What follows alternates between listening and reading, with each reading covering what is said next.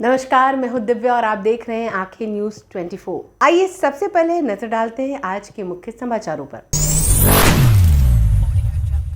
नमस्कार, मैं अमित और आप देख रहे हैं आंखें न्यूज 24। दिल्ली से पटना पहुंचे केंद्रीय मंत्री और रिपब्लिक पार्टी ऑफ इंडिया के प्रमुख रामदास अठावले ने पटना में आयोजित प्रेस वार्ता के दौरान पाकिस्तान, एनडीए और बिहार चुनाव को लेकर कई अहम बातें कही। उन्होंने कहा कि पाकिस्तान के साथ एक बार आर पार की लड़ाई होनी चाहिए और पीओके पर पाकिस्तान को अपना दावा छोड़ देना चाहिए। पाकिस्तान के खिलाफ जंग लड़ने का ऐलान माननीय नरेंद्र मोदी साहब ने ये किया है और नरेंद्र मोदी जी का कहना ये है कि भाई पाकिस्तान अगर आतंकवादी एक्टिविटीज को इसी तरह बढ़ावा देता रहेगा तो पाकिस्तान का बदला लेने के लिए हम तैयार है। और जिस तरह पहलगाम में अनेक लोगों की हत्या हुई, वहां मतलब डरपोक हमला हुआ, मतलब ऐसे लोग आर्मी के देश में आए और उन्होंने मतलब हमारे टूरिस्ट पर हमला किया। उसमें अनेक राज्यों के राज्य के अपने भारत के अनेक टूरिस्ट थे। तो पाकिस्तान का प्लान इसलिए था कि 370 आर्टिकल हटाने के बाद वह कश्मीर में बहुत बड़ी शांति थी, कश्मीर में बहुत बड़े टूरिस्ट जा रहे थे, कश्मीर में कम से कम 2.5 से 3 करोड़ तक टूरिस्ट वहां आ पहुंचे थे और कश्मीर का जम्मू कश्मीर का बिजनेस अच्छा बढ़ रहा था। अभी 370 आर्टिकल हटाने के बाद वहां बहुत सारे होटल इंडस्ट्री उधर आ रही थी, बाकी की इंडस्ट्री छोटी मोटी उधर आ रही थी, लोगों को नौजवानों को रोजगार मिल रहा था। तो इसी तरह मतलब इतना अच्छा बदल देखने के बाद पाकिस्तान ने प्लान किया कि भाई टूरिस्ट पर हमला क्या करेंगे, टूरिस्ट आना बंद हो जाएगी और कश्मीर के मुसलमानों को बहुत बड़ा इसका नुकसान हुआ है। अभी इसका जो सिंदूर ऑपरेशन सिंदूर जो है वो इतना बढ़िया था कि कुछ ही चंद घंटों में वहां पीओके में जो आतंकवादियों के अड्डे थे उस अड्डों को नेस्तनाबूद करने का काम, पूरा उनको खत्म करने का जो काम है, काम हमारे एयरफोर्स ने किया है। और ये बहुत बड़ा हमला था, सुरपुर की लड़ाई नहीं थी। खड़गे साहब बोल रहे कि भाई ये सुरपुर की लड़ाई थी, लेकिन ये लड़ाई बहुत बड़ी थी और चंद घंटों में वहां के अड्डे को उद्ध्वस्त कर दिए है। लेकिन अभी जिस तरह राजनाथ सिंह साहब भी बोल रहे कि भाई ये तो खाली जाती थी, अभी लड़ाई अच्छी आगे बाकी है। तो पाकिस्तान को सबक सिखाने की भूमिका जरूर है। जरूर अभी कुछ दिन के लिए युद्धबंदी है और पाकिस्तान को भारत ने प्रस्ताव भेजा है कि भाई पाक व्याप्त कश्मीर हमारे हवाले कर लो, आतंकवादी एक्टिविटी को बिल्कुल बढ़ावा देने का छोड़ दो और भारत के साथ संबंध अच्छे रखने हैं तो पीओके को हमारे हवाले करना ही चाहिए, आतंकवादी एक्टिविटीज को बंद करना चाहिए। तो ये और जो ऐसे मुद्दे भारत सरकार ने लिए हैं, तो अगर पाकिस्तान को ये मंजूर होगा तो जल्दी पाकिस्तान निर्णय ले और पीओके को हमारे कब्जे में नहीं दे देते हैं।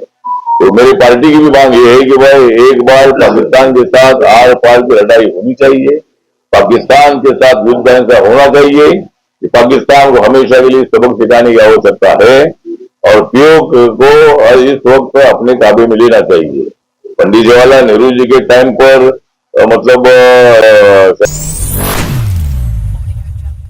नमस्कार, मैं अमित और आप देख रहे हैं आंखें न्यूज 24। वीआईपी प्रमुख मुकेश सहनी को लेकर बिहार बीजेपी के प्रदेश अध्यक्ष डॉक्टर दिलीप जायसवाल ने बड़ा खुलासा करते हुए कहा कि हमने उन पर आरोप लगाया था कि 2024 के लोकसभा चुनाव में उन्होंने अपने स्वजाति किसी कैंडिडेट को आखिर क्यों नहीं टिकट दिया, क्यों नहीं वो लगातार जाति की राजनीति करते हैं, वो निषाद समाज की राजनीति करते हैं।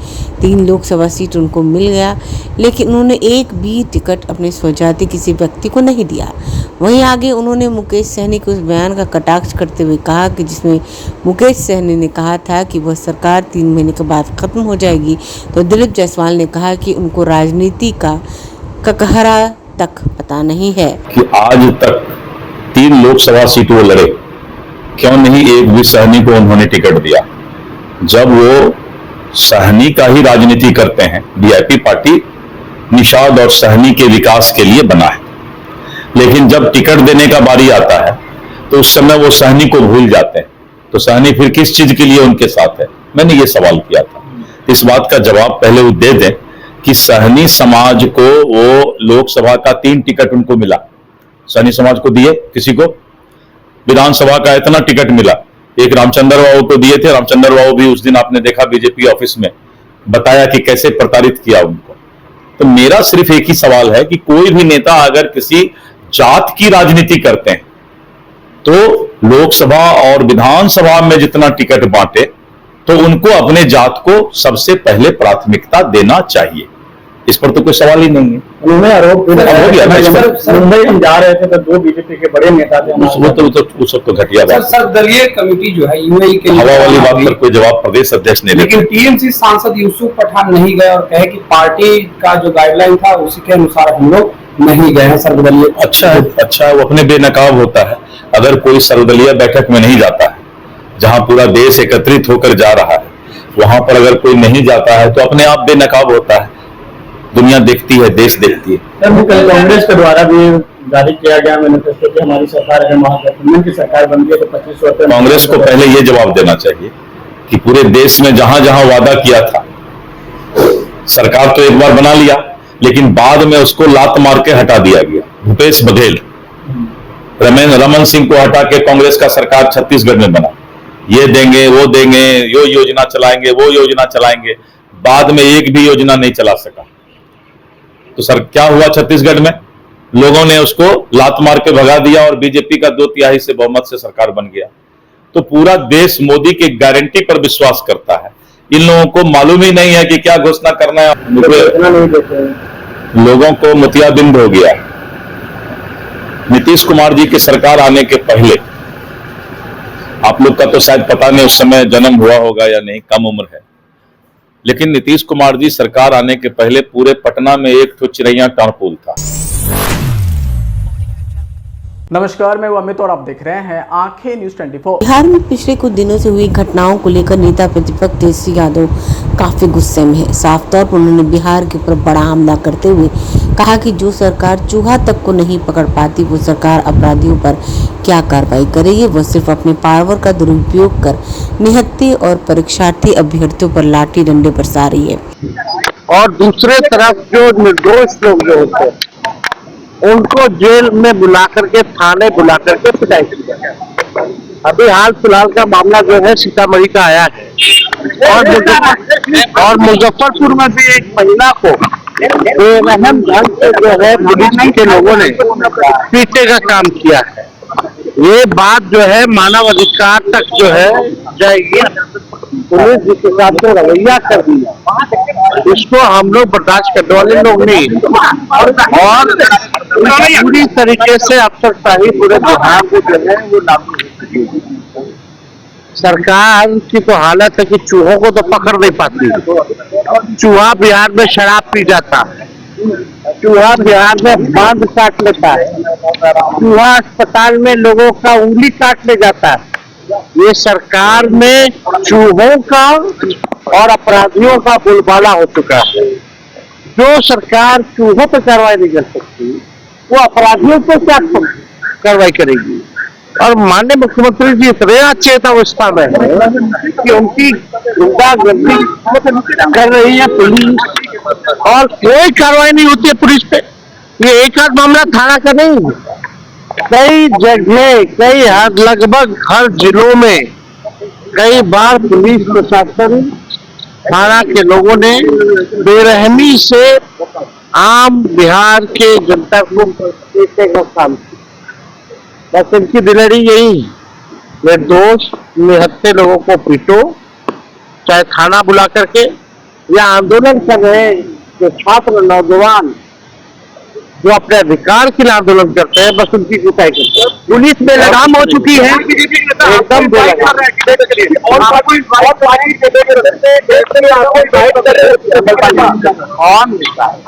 बिहार के स्वास्थ्य मंत्री है, कह रहे हैं कि विधानसभा जो लोकतंत्र का सबसे बड़ा मंदिर है वहाँ तो डिबेट कर नहीं सकता। समाचारों में वक्त हो चला एक छोटे से अंतराल का। पटना में कई वर्षों से शिक्षा में अहम योगदान दे रहा है Gyansthali high school Alamganj Patna city, जहां 10वीं और 12वीं की बोर्ड परीक्षाओं में 100% अंक प्राप्त कर रहे हैं बच्चे। एक ऐसा स्कूल जहां न केवल होती है पढ़ाई बल्कि साथ ही साथ होती है कल्चरल एक्टिविटी, स्पोर्ट्स एक्टिविटी से जुड़े गेम्स, मैथ ओलंपियाड से लेकर साइंस ओलंपियाड, जहां बच्चों के लिए स्कूल कैंपस अत्याधुनिक सुविधाओं से लैस, छोटे बच्चों के लिए वाहन और ट्रांसपोर्ट की विशेष सुविधा। तो देर किस बात की, आज ही कराएं अपना नामांकन Gyansthali high school Alamganj Patna city में, जहां नामांकन की प्रक्रिया जारी है। संपर्क करें पुलिस चौकी Alamganj main road near Alamganj थाना पटना बिहार 800007। समाचारों में आपका फिर से स्वागत है। नमस्कार, मैं अमित और आप देख रहे हैं आंखें न्यूज 24। पूर्णिया से सांसद पप्पू यादव का बड़ा बयान सामने आया। दरअसल उन्होंने एनएमसीएच में मरीज के पैरों को चूहे कुतरे जाने पर बिहार के स्वास्थ्य मंत्री मंगल पांडे पर निशाना साधते हुए कहा कि स्वास्थ्य विभाग किसके पास है, 15 साल सरकार किसकी थी, एक दूसरे से तुलना करने की क्या जरूरत है। 15 साल उधर और 20 साल इधर, दोनों ने मिलकर बिहार की स्वास्थ्य व्यवस्था को बर्बाद किया है। आज जो सबसे बुरी स्थिति है, अस्पताल की कहीं भी कोई सुविधा नहीं है, ना अल्ट्रासाउंड है, ना सीटी स्कैन है। स्वास्थ्य विभाग किसके पास था? सामने देखिएगा। 15 साल सरकार किसकी थी? और इसमें एक दूसरे की आलोचना की क्या जरूरत है? 15 साल उधर है, 20 साल इधर, दोनों आदमी मिलके बर्बाद किए। कभी आंख कुतर लेता है, कभी हाथ कुतर लेता है। और आज जो सबसे बुरी स्थिति मेडिकल की है, कहीं अल्ट्रासाउंड सीटी स्कैन नहीं, कहीं एमआरआई नहीं, भवन पर भवन ठेकेदारी और पैसे के लिए पहले भी बनता था, आज भी बन रहा है।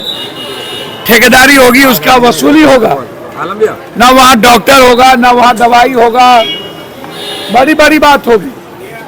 तो इसीलिए हम विपक्ष के नेता से भी आग्रह करेंगे कि आपको भी मौका मिला, स्वास्थ्य विभाग आपके पास भी था और 4 साल आप भी डिप्टी सीएम थे। और हम बात कहना चाहेंगे अपने भाई मंगल पांडे जी से, चैलेंज करने की कोई जरूरत ही नहीं है, आलोचना सहनी चाहिए। आप हैं तो आपसे लोग उम्मीद करेगा, अपेक्षा करेगा। मैं चाहता हूं कि मंगल जी, स्थिति अच्छी नहीं है अस्पतालों की, डॉक्टर लोग शोषण कर रहे हैं, डॉक्टर लोग आम जनता का लूट रहा है, उस पर रोकिए। प्राइवेट डॉक्टरी पर रोकिए, प्राइवेट सारे जितने नर्सिंग होम है गलत है, उसको कुकरमत्ते की तरह उसको बंद करिए। जो अगला नहीं कर सका वो करिए। चुनाव को बहुत दिन है, मुकेश सहनी ने कल प्रेस कॉन्फ्रेंस करके कहा कि हम दूसरे नंबर पर डिप्टी सीएम बनेंगे, क्या लग रहा है? सर, वो उनका व्यक्तिगत अपनी राय है और वो नेता हैं और उनको अधिकार है अपना डिमांड करने का। नमस्कार, मैं अमित और आप देख रहे हैं आंखें न्यूज 24। विकासशील इंसान पार्टी यानी वीआईपी के सुप्रीमो मुकेश सहनी ने खुद को राष्ट्रीय जनता दल यानी आरजेडी के तेजस्वी यादव के बाद महागठबंधन का दूसरा नेता बताया है। दरअसल उन्होंने कहा कि आगामी विधानसभा चुनाव तेजस्वी और मेरे नेतृत्व में लड़ा जाएगा। इंडिया अलायंस यानी महागठबंधन की सरकार बनने पर मल्लाह का बेटा यानी मुकेश सहनी डिप्टी सीएम बनेगा। वीआईपी चीफ ने यह भी दावा किया कि भारतीय जनता पार्टी यानी बीजेपी के नेता उनसे मिलना चाहते हैं, लेकिन वो नहीं मिल रहे। महागठबंधन में आरजेडी के सहयोगी वीआईपी के संस्थापक मुकेश सहनी ने बुधवार को मीडिया से बातचीत में कई दावे किए। दरअसल उन्होंने कहा कि आगामी बिहार चुनाव में निषाद समाज भाजपा के साथ किसी भी हाल में नहीं जाएगा, बीजेपी चाहे कितना भी जोर लगा ले। सहनी ने भाजपा प्रदेश अध्यक्ष डॉक्टर दिलीप जायसवाल के उस बयान पर माफी मांगने के लिए कहा जिसमें उन्होंने बोला था कि मुंबई से आए एक व्यक्ति यानी मुकेश सहनी का झोला निषाद समाज के लोग नहीं उठाएंगे। बता दें कि वीआईपी प्रमुख ने केंद्र सरकार से मल्ला और मछुआरा समाज को अनुसूचित जनजाति में शामिल करने की मांग की। उन्होंने यह भी दावा किया कि 2029 के लोकसभा चुनाव में हम लोग कांग्रेस को नेतृत्व करेंगे। इस साल होने वाले विधानसभा चुनाव में कांग्रेस हम लोगों को साथ देगी। महागठबंधन में सीट शेयरिंग के सवाल पर मुकेश सहनी ने कहा कि सब कुछ तय है। अगर आपने अभी तक हमारे चैनल को सब्सक्राइब नहीं किया है तो हमारे चैनल को जल्द से जल्द सब्सक्राइब करें, लाइक करें और शेयर करें। देश और दुनिया की तमाम खबरों को देखने के लिए लगातार देखते रहें आंखें न्यूज 24।